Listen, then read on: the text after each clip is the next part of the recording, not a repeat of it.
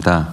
전쟁 발발 95일째를 접어들고 있습니다만은 민간이 함께 노력한 결과 에너지 수급 상황은 안정적으로 유지되고 있습니다. 5월, 7월까지 원유는 86%, 나프타는 83% 확보를 하였으며 나프타 가동률도 회복되고 있습니다. 자료에서 보면 나프타 가동률이 5월 말 현재 75%라고 되어 있는데 전쟁 전 평시 수준이 80%였던 걸 고려하고 최근에 나프타에 대한 수출을 조금 제한한 걸 고려하면 사실상 정상적인 수준에서 가동되고 있는 수준입니다. 8월 원유 도입 물량도 지속적으로 증가하고 있어 7월 정도 되면 현재와 유사한 80% 중반 정도 확보가 가능할 것으로 전망됩니다.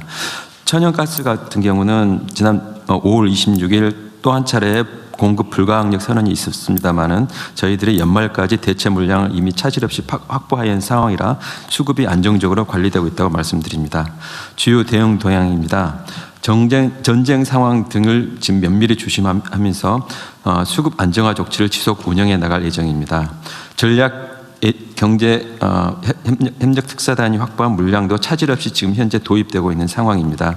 당초 한 3억 불 정도 지금 확보한 물량 중에서 지금 현재 한 3,500만 배럴 정도가 이미 도착 완료되어 있으며 차질 없이 도입되고 있다는 말씀을 드리겠습니다.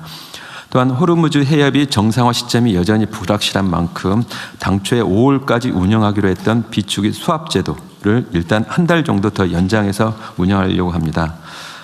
국내 석유 가격 안정을 위한 노력도 지속하고 있습니다. 최근 휘발유 경유 가격은 2주 연속 소폭 하락하는 등 안정세를 유지하고 있으며 4차례에 걸쳐 선정된 367개 착한 주유소는 리터당 평균 15원 이상 저렴하게 판매하면서 가격 안정에 기여하고 있습니다. 최근 제주도 서귀포시에 위치한 토평 주유소가 4차례 착한 주유소로 선정되어 있습니다. 이에 따라 조만간 저희들이 착하디 착한 주유소라고 명한 착하디 착한 주유소가 조만간에 선정될 수 있을 것으로 보입니다. 위치가 제주도이긴 하지만 저희들이 나름대로 큰 축하할 수 있는 셀리브레이션을 저희들이 준비를 하고 있습니다. 이 자리를 들어 가격 안정에 적극 협조해 주신 우리 주유소 업계 깊이 감사드립니다. 아울러 최고 가격제 시행에 따른 정사 손실 보전이 객관적이고 공정하게 이루어질 수 있도록 손실 보전 원칙과 기준을 담은 고시를 조만간에 제정 발표할 예정입니다. 6월 중에는 최고액 정산위원회를 구성하여 손실 보전이 국민들의 눈높이에 맞고 차질 없이 이루어질 수 있도록 준비해 나가겠습니다. 이상 보고를 마치겠습니다. 네. 아직 착하디 착한 주유소는 아직은 선정을 못했나 봐요. 네, 기간이 안 됐는데 6월 이번 주 말 정도면은 가능할 걸로 예상합니다. 네. 어쨌든 지원 보상을 잘해 주십시오. 네, 그렇게 하겠습니다. 어쨌든 일부 말썽이 있는 경우도 있긴 하지만 대체적으로 주유소들도 과욕 부리지 않고 이번 위기 상황 관리에 되게 크게 협조해 준 것 같습니다. 네. 네, 금융위원회. 네. 금융안정만 보고 드리겠습니다. 국내 금융시장 동향입니다. 주식시장의 경우 코스피는 글로벌 AI 반도체 모멘텀, 5월 수출 실적 호조 등으로 상승 추세가 지속되며 어제 같은 경우 8,788포인트로 또 역대 최고치를 경신하면서 마감을 했습니다. 이러한 상승세에 힘입어 두 번째 작은 글씨에서 보시면 우리나라가 글로벌 증시에서 시가총액 1조 달러 이상 기업을 2개 이상 보유한 미국 빼고는 유일한 국가가 되었습니다. 참고로 우리 기업들의 주주 환원 추이를 말씀드리면 첫 번째 자사주 소각의 경우 25년에는 21.4조 원을 소각했는데 금년에는 불과 4개월 만에 작년 실적의 2배에 맞먹는 42.3조 원이 소각이 됐습니다. 두 번째로 현금 배당액의 경우 24년 회계연도에는 47.9조 원이었는데 25년 회계연도에는 56조 원으로 17%가 증가되었습니다. 박스에서 보시는 국민참여형 국민성장펀드는 출시 5일 만에 전체 물량 6천억 원이 완판이 되었습니다. 서민 가입자 비중은 우선 배정 물량을 크게 상회하는 인원 기준으로는 39%, 금액 기준으로는 35% 수준으로 판매가 되었습니다. 이 조기 완판에 따른 추가 출시 요구들이 굉장히 많으셔서요. 저희들이 하반기 2차 출시를 준비해서 신속히 추진하도록 하겠습니다. 채권 같은 경우 금리는 글로벌 중앙은행 기준금리 인상 경계감이 부각되면서 상승세를 보이고 있습니다. 금융부문 대응 현황입니다. 민생 실물경제 지원을 위한 정책금융 지원 프로그램 9조 원이 집행되었으며 은행권 중심으로 피해기업 대상 30.3조 원이 지원되었습니다. 세 번째 동그라미 보시면 장기 과잉채권 추심으로부터 취약채무자를 보호하기 위해 매입채권 추심업 제도를 종전의 등록제에서 허가제로 강화하는 방안을 지난주 포용적 금융 대전환 회의를 통해서 발표했습니다. 그리고 세도약기금 같은 경우 3월, 4월, 5월 중 장기 연체 채권 9,602억 원을 추가 매입해서 11.6만 명에 대해 추심을 추가적으로 중단했습니다. 작년 10월 출범한 이후에 지금 누적적으로 장기 연체 채권 9.1조 원 75만 명분이 지금 매입이 완료가 되었습니다. 생산적 금융의 경우 무늬만 생산적 금융이 되지 않도록 금융권과 함께 실적 팩트북을 공개한다든지 조직인력 확충 및 KPI에 반영한다든지 내재와 체계화 노력을 지속하겠습니다. 금융시스템 안정을 위한 채권 자금시장 안정 프로그램 6.4조 원 원활히 집행되고 있습니다. 이상 보고 마치겠습니다. 네, 수고하셨고요. 여기 써져 있긴 한데 장기 연체 채무 청산하는 거 그거는 어쨌든 최대한 강력하게 지속적으로 해야 됩니다. 네. 그런데 이게 지금 각 금융기관들이나 뭐 추심업체 그다음에 뭐 대부업체 이렇게 지금 막 팔려가지고 가지고 있는 건 막 10몇 년씩 20몇 년씩 된 거 많잖아요. 네. 그거 어떻게 처리합니까? 네, 그거를 이미 매각된 거. 7년 이상 그 5천만 원 이하는 저희들이 다 뽑아봤습니다. 네. 그래서 얼마씩 갖고 있는지를 다 그 업권별로 파악을 했고요. 그래서 업권별이랑 하고 있는데 지금 사실 제일 진도가 안 나가는 부분이 대부업체입니다. 말씀하신 대로 원래 채권자가 아니라 몇 번 걸쳐서 마지막 단계로 간 건데 여긴 자기들이 그걸 돈 주고 샀다고 그러기 때문에 가격이라든지 이런 부분에 있어서 지금 잘 안 되는데 그게 시장에서 거래되는 금액이 지금 이제 마지막 단계 대부업체까지 간 경우에는 대개 원금의 1~2% 선 아니에요? 실제 거래되는 그 가격이? 근데 이게 한 건 한 건이 아니라 한 건이 그러니까 묶어서 전체로. 네, 묶어서 하다 보면 저희들이 이제 요번에 7년 이상 그 장기 연체 채권 5%로 매입을 해주는 거거든요. 5%로. 5%면 상당히 꽤 비싸게 싸준 건데, 근데 지금 대부업체들이 가 있는 거는 되게 막 10년, 20년씩 막 넘은 거잖아요. 전에 넘겨놓은 거. 그걸 계속 연장을 해가지고 지금 이렇게 추심을 하고 있는데, 지금 이거 20년 뭐 심지어 한 30년 가까이 된 것도 있을 텐데, 그거 뭐 그렇게 괴롭혔는데도 못 갚고 있는 사람들이 신용불량 감소하면서 못 갚는 사람들이 지금 갚을 가능성이 거의 없잖아요. 그러니까 이제 원금의 1%, 2%로 거래되는 건데, 그거를 그 사람들도 살 때 싸게 샀는데 약간만 더 비싸게 주고 정부가 매입하려고 했는데 안 판다 그 말이에요? 네, 네. 지금 제일 중요한 게 상위 한 30개가 대부분을 차지하고 있는데 거기 15개는 저희들이 이제 참여하기로 해서 거기는 됐는데 나머지 15개 이 부분 같은 경우는 저희들이 다양한 방식을 통해서 더 그게 수십조 원 될 텐데요.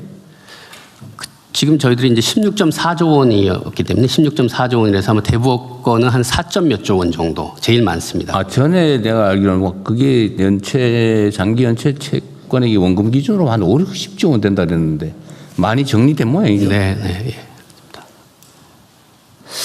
예. 하여튼 이게 그중에 뭐 아주 능력 되는데 안 갚는 사람이 혹여 있을지 몰라도 그건 극히 소수고. 말씀하신 7년 이상 정도 되면 말씀하신 대로 사실상 상환 능력이 없는 거죠. 네, 떨어진 분들이 대부분. 이게 일부에서 무슨 그러면 뭐 빚 갚고 버티면은 면제 준다는데 한번 견뎌보자 이런 도덕적 해이 얘기도 하던데 취직도 못하고 계좌도 개설을 못하고 경제 활동을 못하는 걸 수년간 하면서 돈 있으면서 버티는 거 불가능합니다. 그 대통령께서 말씀해 주셔갖고 지금 특히 이제 은행권이라든지 제도권 금융 같은 경우는 5년 이상 특수채권 같은 경우는 자기들이 이 7년이 안 됐는데도 소각하는 그런 움직임들도 있고요. 좀 분위기들이 조금 바뀌고 있습니다. 그러면은 금융위 소관인지 아닌지 모르겠는데, 그러니까 이게 제가 그 하나 가지고 있는데 며칠 전에 그 기사를 보니까 일가족이 뭐 자살했다면서요. 근데 그 유서에다가 빚 때문에 죽는다 그랬다면서. 빚 때문에 죽을 정도면 사실 빚 못 갚을 사람이거든요. 가족들 끌어안고 죽을 정도면. 그러면 예를 들면 그런 거는 사실 그 파산 면책을 해줘야 되잖아요. 그리고 그런 정도면 사실 법원에 신청만 하면 다 파산 면책을 해주잖아요. 네. 근데 이 사람이 몰랐을 가능성이 많죠. 근데 착하게 내가 빚을 졌으니까 죽을 때까지 갚아야지. 근데 도저히 못 갚겠다. 차라리 죽자 이래 죽어버린 거 아닙니까? 그 자기 혼자만 죽은 게 아니라 일가족 끌어안고 같이 죽은 거잖아요, 지금. 근데 이게 제도적으로는 사실 그런 경우에 파산 신청을 하든지 뭘 하면 채무 조정을 신청하든지 하면 다 정리해 줄 수도 있는데 죽을 지경이면 안 해줄 리가 없잖아요. 진짜 그야말로 죽을 지경이면. 근데 그 방치돼 있다는 얘기잖아요. 근데 지금 각 부처 중에서 이 문제 담당이 어디입니까?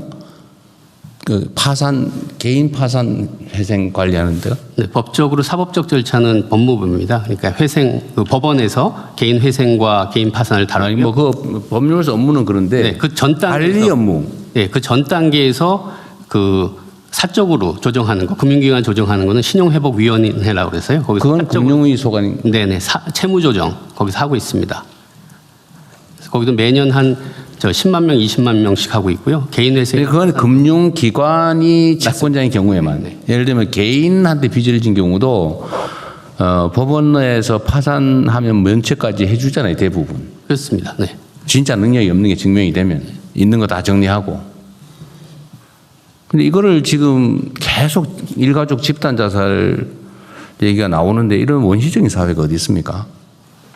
이거를 뭐 특별한 뭐 기구를 만들든지 뭐 조사를 하든지 해서라도 이거 좀 찾아내야 되는 거 아니에요? 빚쟁이 빚 때문에 죽는다 이런 소리는 안 나오게. 왜 죽습니까? 죽기는. 그것도 자기만 죽는 것도 아니고 일가족이. 그 지금 내가 보니까 방치되어 있는 것 같네 보니까 이런 경우. 금융기관 채권, 장기 연체 채권은 어쨌든 체계적으로 관리를 하는데 그게 아니고 개인 부채 뭐 등등에 대해서는 어딘가가 체계적으로 조사하고 관리해야 될 거 아닙니까? 이게 엄청난 사회적인 문제인데. 이거는 우리 총리께서 한번 챙겨보실래요? 시스템을 좀 만들든지. 현실적으로는 금융위하고 해야 될 것 같은데 금융위하고 상의를 좀 해서 안을 짜보겠습니다. 이게 개인 채무 이제 뭐 자살하고 뭐 이렇게 막 극단적으로 몰리는 경우는 금융기관 부채보다는 개인 부채일 가능성이 많죠. 그래서 이제 보통 보면 그 신용회복위원회에 오면 신용회복위원회에서 봐갖고 여기서 할 수 있으면 여기서 하고 그게 이제 말씀하시는 개인 채무라든지 저쪽으로 가는 게 더 효과적이다 싶으면은 저쪽으로 연계를 좀 하고 있습니다. 그리고 이게 실제로 지금 네. 총리께서 맡고 계신 그 자살 연구한 돼 있죠. 네, 자살 문제와도 관련이 있는데 사실 이런 유행이 많거든요. 자살한 이유가 여러 가지가 있는데 그 중에 빚쟁이 얘기가 상당히 많아 우리 사회에는. 그렇습니다. 너무 가혹해서 그러거든요 이게. 세상에 어느 나라에서 빚 때문에 죽는다 그럽니까? 그 법원에 신청해서 탕감하면 되는데 면책하고 파산하고 면책하면 되잖아요. 근데 이걸 매우 부도덕한 행위로 나쁜 행위로 자 공격하고 뭐 부도덕하다 그러고 하니까 그냥 끙끙거리다가 죽어버리는 거예요. 이게 비정상이라니까요. 그래서 이거를 뭐 예를 들면 그냥 드림센터처럼 우리가 그런 거 하지 않습니까? 이 먹는 거 굶어가지고 배고파서 죄 짓고 남의 물건 훔쳐서 감옥 가고 그런 거 하지 말자. 그러니까 그건 아무나 주자 그냥. 전국이 수백 개 만들고 있잖아요. 그것처럼 이 빚에 쪼들려가지고 못 살겠다 싶으면 그 신고하면 해결해주는 그런 뭐 기구를 만들든지 뭐 그런 거 좀 했으면 좋겠어요. 일단 빨리 한번 좀 방안과 현재 상태를 좀 더 네. 점검해 본 이후에 말씀드리겠습니다. 그러십시오. 사중간에 이게 우리나라는 죽는 사람이 너무 많아요. 사고로 죽고 교통사고로 죽고 산재로 죽고 자살하고 물에 빠져 죽고 여름에 재난 문제도 행안부 소관이긴 할 텐데 하여튼 전에 말씀드린 대로요. 맨날 빠진 자리에서 빠져 죽거든요. 네네. 어쨌든 거기는 인력을 뭐 추가 배치하든지 몇 달간 아예 사람을 많이 고용해서 하든지. 네, 그 추가 조치 취했습니다. 근데 며칠 전에 또 뭐 다슬기 죽다 죽었다고 그러던데. 며칠 또 있었습니까? 네. 뭐 완전히 없앨 수는 없는데 어쨌든 이번엔 여름이 좀 더위가 빨리 와가지고 물에 들어가서 예. 빠져 죽은 사람 1명, 다슬기 짚다 죽은 사람 1명 내가 보고서에서 봤거든요. 어쨌든 사람들의 죽음에 대해서 우리가 좀 더 관심 가지고 좀 체계적으로 대응하면 좋겠어요. 각 부처에서 각각의 소관 업무에 대해서. 네, 복지부로 넘어가죠.